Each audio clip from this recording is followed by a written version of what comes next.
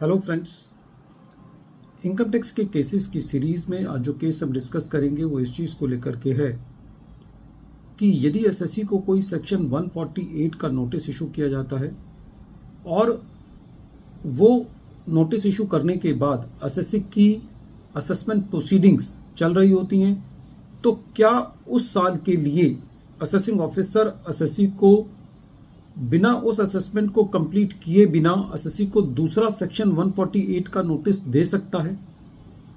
यही issue Karnataka high court ने अपने एक case principal commissioner of income tax exemption and another versus Aurobindo board of education के case में डिसाइड की। ये केस 456 आईटीआर पेज नंबर 453 पर रिपोर्ट हुआ और इस केस का जजमेंट 24 जनवरी 2023 को आया। प्रेजेंट केस असेसमेंट ईयर 2008-9 से रिलेटेड है। प्रेजेंट केस में एसएससी की असेसमेंट ऑलरेडी सेक्शन 143 सबसेक्शन 3 के अंदर 12 मई 2010 को हो चुकी थी।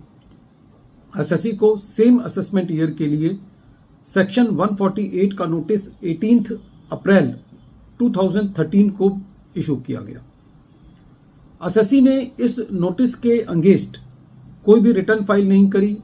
इनकम टैक्स डिपार्टमेंट ने एसएससी के अगेंस्ट कोई भी एक्शन नहीं लिया।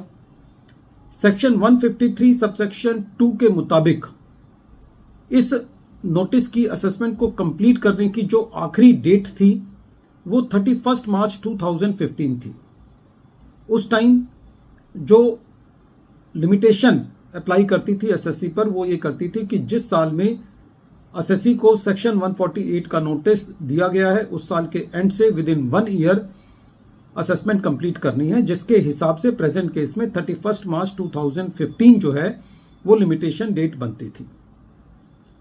एसएससी को जो लास्ट डेट ऑफ लिमिटेशन था 31 मार्च 2015, उस डेट पर असेसिंग ऑफिसर ने एसएससी को एक और सेक्शन 148 का नोटिस इशू किया। एसएससी की ऑलरेडी असेसमेंट प्रोसीडिंग्स जो पुराना नोटिस था उसमें चल रही थी, क्योंकि 31 मार्च 2015 तक कोई भी असेसमेंट ऑर्डर पास नहीं किया गया था। तो ये कहा जा सकता है कि उस डेट पर पहली वाली असेसमेंट प्रोसीडिंग्स पेंडिंग थी, लेकिन असेसिंग ऑफिसर ने उस असेसमेंट प्रोसीडिंग्स को कंक्लूड किए बिना एसएससी को दूसरा सेक्शन 148 का नोटिस इशू किया।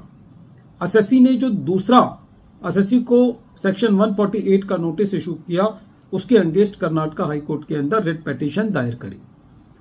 डिपार्टमेंट का अपने पक्ष में यह कहना था कि जो एसएससी को सेक्शन 148 का नोटिस 18 अप्रैल 2013 को इशू किया गया है, डिपार्टमेंट के मुताबिक उसकी लिमिटेशन डेट 31 दिसंबर 2014 बनती है और क्योंकि दूसरा नोटिस 31 मार्च 2015 को दिया गया है तो उस डेट पर कोई असेसमेंट प्रोसीडिंग पेंडिंग नहीं थी।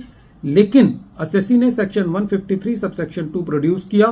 कोर्ट ने यह माना कि असेसमेंट ईयर 8-9 के लिए जो एसएससी को पहला सेक्शन 148 का नोटिस दिया गया 18 अप्रैल 2013 को, उसकी जो आखिरी डेट असेसमेंट ऑर्डर पास करने की थी वो 31 मार्च 2015 थी और क्योंकि प्रेजेंट केस में जो सेकेंड नोटिस इशू किया गया वो भी 31 मार्च 2015 को इशू किया गया, तो ये एक एस्टेब्लिश्ड लॉ है कि जब कोई असेसमेंट प्रोसीडिंग चल रही है किसी साल की तो उस साल की असेसमेंट प्रोसीडिंग के लिए एसएससी को जब तक वो असेसमेंट प्रोसीडिंग कंप्लीट ना हो गई हो या उसका लिमिटेशन पीरियड एक्सपायर ना हो गया हो या डिपार्टमेंट ने उस नोटिस को विड्रॉ ना कर लिया हो, तब तक इनकम टैक्स डिपार्टमेंट एसएससी को दूसरा असेसमेंट करने का नोटिस नहीं इशू कर सकता।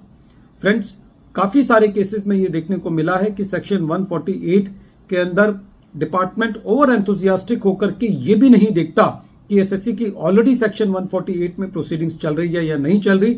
प्रेजेंट केस में कर्नाटका हाई कोर्ट ने जो दूसरा नोटिस एसएससी को इशू किया गया था 31 मार्च 2015 को, उसको क्वैश किया। प्रेजेंट केस में कर्नाटका हाई कोर्ट ने ऑनरेबल गुजरात हाई कोर्ट के judgment Marwari shares and finance limited versus deputy commissioner of income tax जो कि 2018 का जजमेंट है और जो कि 407 आईटीआर पेज नंबर 49 पर रिपोर्ट हुआ है, उसको रिलाई किया। फ्रेंड्स, ये केस बहुत इंपॉर्टेंट है। केस का जो क्रक्स है वो ये है कि यदि कोई असेसमेंट प्रोसीडिंग किसी साल की चल रही है तो उस साल की असेसमेंट प्रोसीडिंग्स के चलते हुए एसएससी को दूसरी असेसमेंट करने के लिए नोटिस इशू नहीं किया जा सकता। वीडियो के अंत में एक बार फिर मैं केस का नाम रिपीट कर रहा हूं। केस का नाम है principal commissioner of income tax exemption and another versus Aurobindo सिटसन बोर्ड ऑफ एजुकेशन। और ये केस 456 ITR पेज नंबर 453 पर रिपोर्ट हुआ और इस केस का जजमेंट 24 जनवरी 2023 को आया। Thank you friends.